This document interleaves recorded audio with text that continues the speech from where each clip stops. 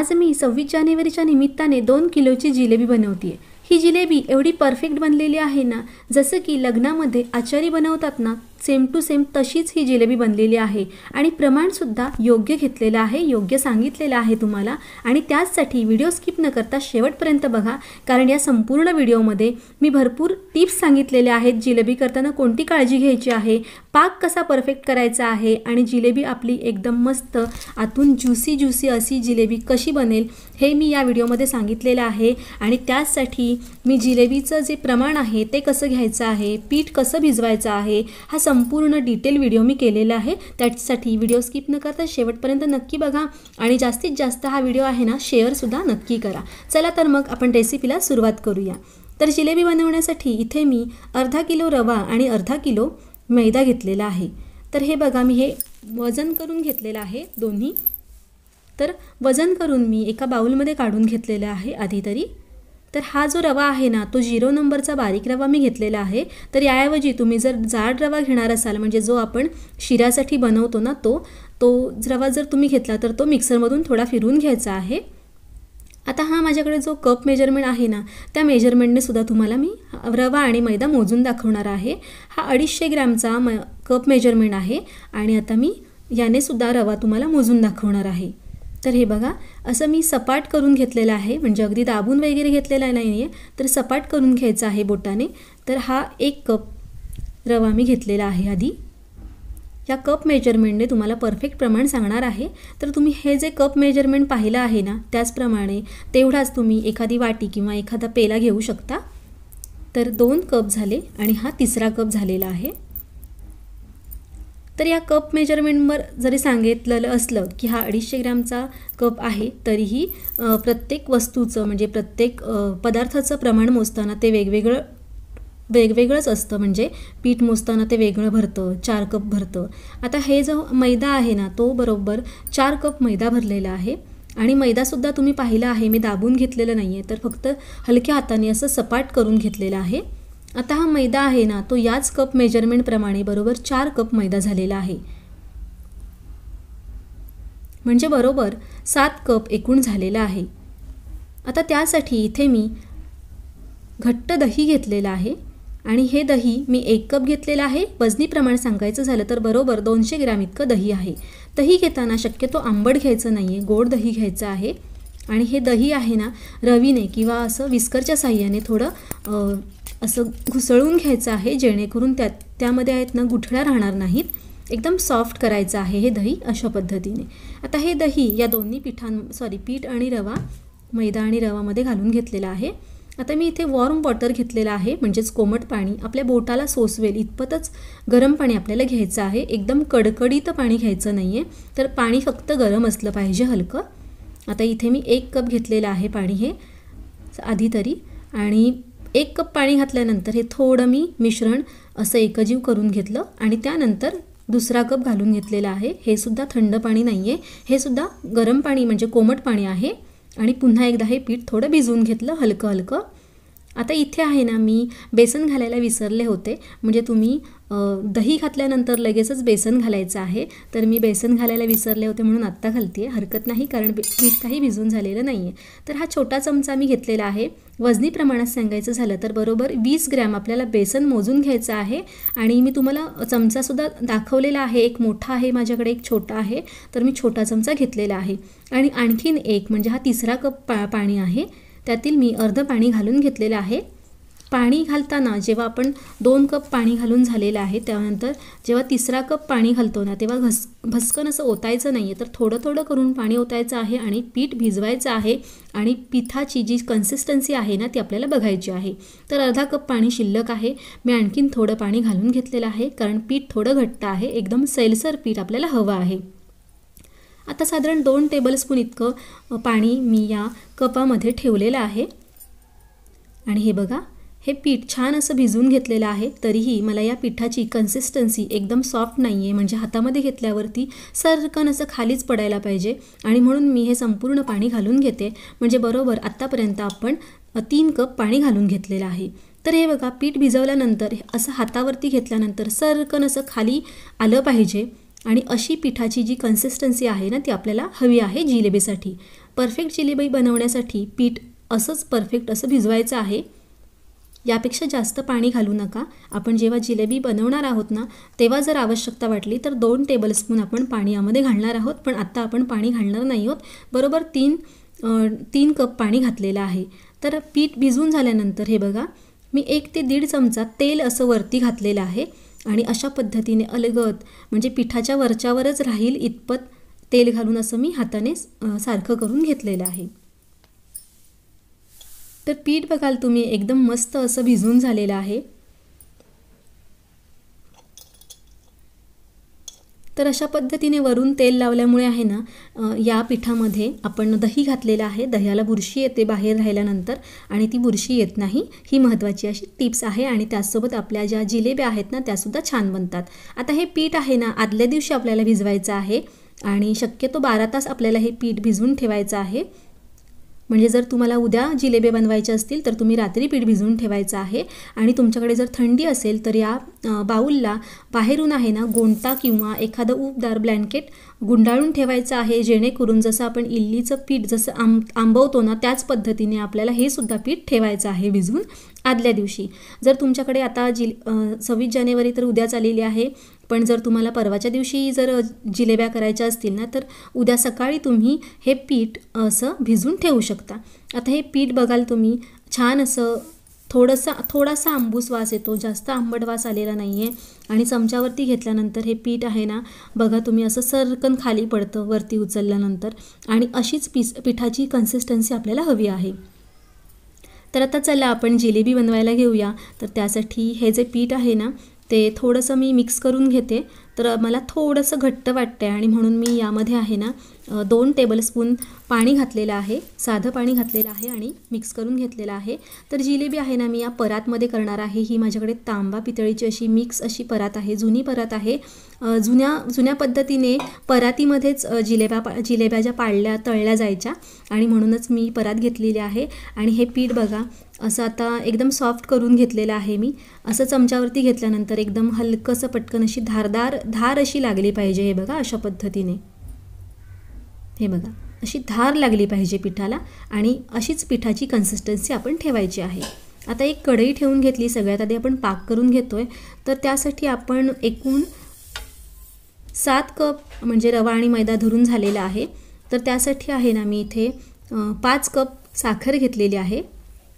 हे बघा मी इथे 5 कप साखर घेतलेली आहे, जेणेकरून आपण जो पाक करू ना, तो जास्त उरूनसुद्धा राहणार नाही, परफेक्ट होईल. तर 5 कपासाठी मी इथे 4 कप सेम कपाने पाणी घेतलेलं आहे. आणि आता ही साखर आहे ना, ती थोडी हलक्या हाताने अशी चमच्याने फिरवून घ्यायची आहे, हलवून घ्यायची आहे, जेणेकरून साखर आहे ना तळाशी चिकटून राहते. आणि आपण गॅस थोडा वाढवला की ती तळाशी करपते सुद्धा, म्हणून ती अशी चमच्याने हलवून घ्यायची आहे. आता मी हा पाक एका बाजूला करायला ठेवते आहे, कारण जी मी परात ठेवणार आहे ना, ती परात पसरट असते आणि त्यासाठी आहे ना, गॅसचा बर्नर जो आहे तो जर थोडा मोठा हवा आहे. आणि माझ्याकडे 2 याची शेगडी आहे, तर हा एका बाजूचा बर्नरच मोठा आहे. तर परातीमध्ये मी तेल घालून घेतलेलं आहे, तापायला ठेवलेलं आहे, जोपर्यंत पाक बनतो आहे. आता ही जी पाकावरती असा फेस आलेला आहे आणि तो फेस आहे ना असा काळपट दिसतो, म्हणजे खराब दिसतो. त्यामुळे आपला जो पाक आहे ना, तो चांगल्या कलरचा सुद्धा होत नाही, म्हणून मी हा जो फेस येतो ना, तो काढून घेतलेला आहे चमच्याने. आता यामध्ये 5 वेलच्या घातलेल्या आहेत, चिमटीभर केसर घातलेली आहे. केसर घालणे पूर्णपणे ऑप्शनल आहे, तुम्ही नाही घातली तरीही चालेल. आणि इथे मी ऑरेंज कलर घातलेला आहे, फूड कलर. तर साधारण मी 2 चिमट्या ऑरेंज कलर घातलेला आहे जिलेबीसाठी. जर तुम्ही घरीच खायला बनवताय तर तुम्ही फूड कलर नाही वापरला तरीसुद्धा चालेल, पण हा कलर घातल्यामुळे आपण जी जिलेबी बनवू ना, ती एकदम मार्केटमध्ये मिळते तशीच बनते. तर हा पाक आहे ना पातळ आहे पूर्णपणे आणि याची फ्लेम मी हायच ठेवलेली आहे, कारण हा पाक आपल्याला छान असा 1 ते 1.5 तारी करायचा आहे. तर हे बघा मी चमच्यावरती थोडं घेऊन बघितलं तर हा पाक परफेक्ट असा झालेला नाही आहे. आणखीन 5 मिनटं उकळू दिला तरीही याची तार अशी येत नाही आहे. हे बघा आणखीन 2 ते 3 मिनटं हा पाक उकळून द्यायचा आहे. आता तुम्ही बघाल की या पाकावरती एवढे सारे फेस आलेले आहे, बुडबुडे आलेले आहेत अगदी जवळजवळ. जेव्हा आपण परफेक्ट पाक बनवतो ना, परफेक्ट पाक जेव्हा तयार होतो ना, तेव्हा हे जास्त बुडबुडे येतात, जास्त फेस येतो. आता आपण हा जो पाक आहे तो चेक करून पाहूया. माझा मोबाईल नेमका यावेळेला क्लिअर होत नव्हता, पण तरीही दाखवते. हे बघा, आता ही 1 तारीख ज्याप्रमाणे आपण पाकातील लाडू बनवताना येतात ना, तसा सेम पाक तयार झालेला आहे. आणखीन 1 मिनिट आपल्याला हा पाक उकळवायचा आहे. तर पाक पूर्ण परफेक्ट तयार झाल्यानंतरच आपल्याला यामध्ये लिंबू घालायचा आहे. मी जास्त क्वांटिटीमध्ये जिलेबी बनवते, म्हणजे 2 किलोच्या प्रमाणात, म्हणून मी इथे अर्धा लिंबू घेतलेला आहे. तर तुम्ही अर्धा चमचा किंवा 1 चमचाभर लिंबाचा रस घालू शकता. आणि 1 मिनिटासाठी मी उकळवून घेतलेला आहे. आणि हे बघा, आता हा पाक जो आहे ना, तो जिलेबीसाठी परफेक्ट असा बनून तयार झालेला आहे. आता लास्ट मी तुम्हाला पुन्हा एकदा हा पाक जो आहे ना, तो चेक करून दाखवते. तर हे बघा, अशा 2 तारा येत आहेत, एका बाजूला एक, किंवा अशी एकदम 1.5 तार येते, अशी तार आली पाहिजे. तर इथे मी आपण जो केक्सची डिझाईन करण्यासाठी पायपिंग बॅग घेतली जाते ना, ती पायपिंग बॅग घेतलेली आहे. याऐवजी तुम्ही तेल पिशवी किंवा दुधाची पिशवीसुद्धा घेऊ शकता. आणि एका ग्लासामध्ये घालून घेतली मी, जेणेकरून हे बॅटर जे आपल्याला जिलेबीचं घालताना सोपं पडेल. आता हे स्मूथ असं हे बॅटर बनवून घेतलेलं आहे मी एकदम. आणि हे या ग्लासामध्ये घालून घेते, या पायपिंग बॅगमध्ये. तर जेव्हा आपण पहिल्यांदाच जिलेबी बनवत असतो ना, तेव्हा शक्यतो हे जे बॅटर आहे ना, ते पायपिंग बॅगमध्ये किंवा कॅरी बॅगमध्ये जे तुम्ही घ्याल त्याच्यामध्ये थोडं कमी प्रमाणातच घ्यायचं आहे, एकदम भरपूर घ्यायचं नाही आहे. त्यामुळे आपल्या जे आपण बॅटर घातलेलं आहे ना, जे पायपिंग बॅगमध्ये, त्याचं थोडा जास्त वजनदार येतं आणि त्या वजनामुळे आपल्याला परफेक्ट अशी जिलेबी आहे ना, सोडता येत नाही. म्हणून शक्यतो कमी घेऊनच, मिश्रण घेऊनच आपल्याला या जिलेब्या आहेत ना, त्या पाडायच्या आहेत. तर सगळ्यात आधी आहे ना, गॅसची फ्लेम मी इथे आता हायच ठेवलेली आहे या तेलाच्या खालची. आणि सगळ्यात आधी एकच जिलेबी मी इथे सोडून पाहणार आहे, जेणेकरून आपल्याला सुद्धा अंदाज येईल की ही जिलेबी आपण जी पायपिंग बॅग कापून घेतलेली आहे, कट करून घेतलेली आहे, ती जाड आहे, बारीक आहे. तर मी जी कट करून घेतलेली पायपिंग बॅग आहे ना, ती बारीक आहे एकदम, म्हणजे एकदम बारीक अशी जिलेबी आलेली आहे. तर ही पायपिंग बॅग मी थोडीशी कट करून घेते. आणि आपल्याला तेलाचं सुद्धा टेम्परेचर आहे ना, ते परफेक्ट असं कळतं. म्हणजे तेल आहे ना, एकदम परफेक्ट असं तापलं गेलं पाहिजे, जेणेकरून ही जिलेबी जी आहे ना, ती सोडल्या पटकन झरकन अशी वरती आली पाहिजे. ती तळाशी चिकटून राहता कामा नये. जर चिकटून राहिली ना ती तर त्या चपट्या अशा जिलेब्या तयार होतात. आणि सुरुवातीला हे जे तेलाचं टेम्परेचर आहे ना, ते तापलेलं नव्हतं व्यवस्थित, आणि म्हणून या सगळ्या जिलेब्या ज्या आहेत ना, त्या चिकटून राहिल्या होत्या सुरुवातीच्या. पण हरकत नाही, मी बरंच मिश्रण केलेलं आहे आणि नंतर आपण प्रॅक्टिस करतच शिकत जातो. आणि नंतर मात्र या जिलेब्या खूप सुंदर झालेल्या आहेत. तर सगळ्यात आधी गॅसची फ्लेम मध्येच लागते व्यवस्थित, म्हणून इथे मधलीच जिलेबी आहे ना, ती पटकन अशी वरती आलेली आहे. आणि बाकीच्या जिलेब्या ज्या आहेत ना, त्या चिकटून राहिलेल्या होत्या. पण मग मी त्या थोड्या सैल करून खाली चिमट्याने हलवून अशा वरती घेतलेल्या आहेत. आणि या थोड्या चपट्या जिलेब्या झालेल्या आहेत. तर ही चूक तुम्ही मात्र करू नका. हे तुम्हाला मी मुद्दामून ही स्टेप दाखवलेली आहे. हा व्हिडिओ मी स्किप करू शकले असते, पण तुमच्या लक्षात यावं जिलेबी करताना आपण कोणती चूक करतो, आणि म्हणूनच हा व्हिडिओ मी तुमच्यासोबत शेअर केलेला आहे. तर आत्ता मात्र तेल चांगलं तापलेलं आहे आणि मी इथे पटापट जिलेब्या सोडून घेते. आणि जिलेब्यांचा आकार काही असा चकल्यांप्रमाणे अगदी गोल गरगरीत नसतोच. तो चकल्या तशा ओबडधोबडच असतात. आणि आचारी जे किंवा जिलेब्या बनवतात तिथे तर एकदमच काही वेळा अगदी वेडावाकडाच असतो, म्हणजे जाड्यासुद्धा असतात जिलेब्या. तर आपल्याला या चकल्याच तोंडामध्ये येत आहे माझ्या, कारण चकलीचा व्हिडिओसुद्धा शेअर करायचा आहे, तर चकल्याच तोंडामध्ये येत आहे. जिलेब्या खूप मस्त झालेल्या आहेत आणि तळतानासुद्धा खूप डार्क रंगावरती तळायच्या नाही आहेत. आणि जास्त काळपट तळल्या ना तर जिलेब्या हे पाकामध्ये पाक शोषून घेत नाहीत, पटकन पाक कमी शोषून घेतात. आणि म्हणूनच तळतानासुद्धा एकदम काळपट तळायच्या नाही आहेत. पण मला थोड्याशा कुरकुरीत अशा जिलेब्या आवडतात, म्हणून मी थोड्याशा ब्राऊन कलरवरती या जिलेब्या तळून घेतलेल्या आहेत. आणि पाकामध्ये तळून झालं ना की लगेचच पाकामध्ये बुडवून ठेवायच्या आहेत, दुसऱ्या सोडून घ्यायच्या आहेत. आणि दुसऱ्यांची बाजू आपण शिरून घेतली की त्या पाकामधल्या जिलेब्या काढून ठेवायच्या आहेत एका चाळणीवरती, आणि मग दुसऱ्या पुन्हा सोडायच्या आहेत. असं करायचं आहे.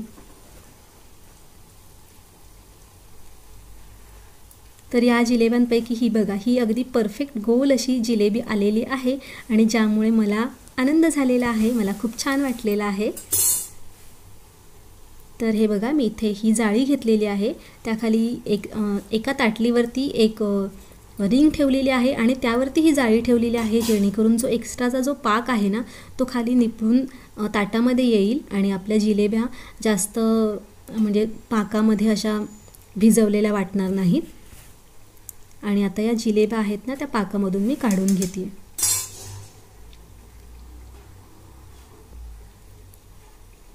तर या मस्त अशा जिलेब्या बनवून झालेल्या आहेत.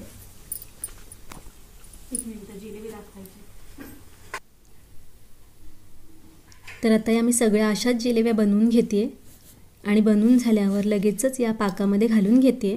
पाकाचं प्रमाणसुद्धा एकदम परफेक्ट तुम्हाला सांगितलेलं आहे आणि रंग तुम्ही बघू शकता, मस्त असा रंग आलेला आहे या जिलेब्यांना. आणि अशाच या मी जिलेब्या सोडून घेते. आपण सुरुवातीच्या जिलेब्या पाडल्यानंतर त्या थोड्या चुकतात, पण त्यानंतरच्या जिलेब्या आहेत ना त्या आपल्याला करताना आयडिया येते आणि आपल्या या जिलेब्या आहेत ना त्या मस्त अशा सुटतात सुद्धा.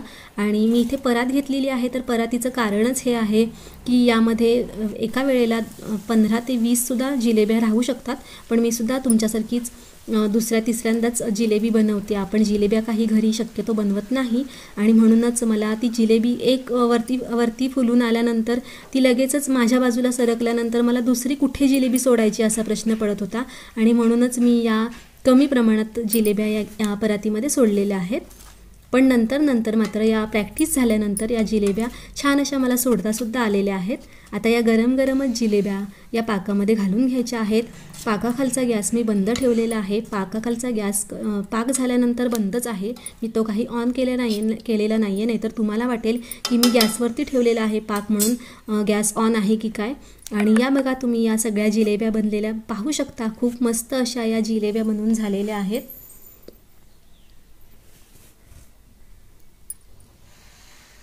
तर इथे तुम्ही बघू शकता जिलेबीला आतून छान अशी पोकळी आलेली आहे, एकदम फुललेली सुद्धा आहे आणि पोकळी सुद्धा आलेली आहे. आणि या सगळ्या जिलेब्या खूप अशा मस्त बनवून झालेल्या आहेत. आत्ताच बघून सुद्धा तोंडाला पाणी सुटेल अशा छान जिलेब्या बनवून झालेल्या आहेत. आणि आता तुम्ही सुद्धा अशाच जिलेब्या घरी नक्की बनवून बघा आणि कशा बनतायत हे मला कमेंटमध्ये नक्की सांगा. आणि या जिलेब्या तोडून तुम्हाला दाखवते, तर या एकदम क्रिस्पीसुद्धा जिलेब्या झालेल्या आहेत. हे बघा, आवाज पाहिलात ना तुम्ही, मस्त अशा क्रिस्पी आहेत आणि एकदम आतून पाक पिलेले आहेत. हे बघा,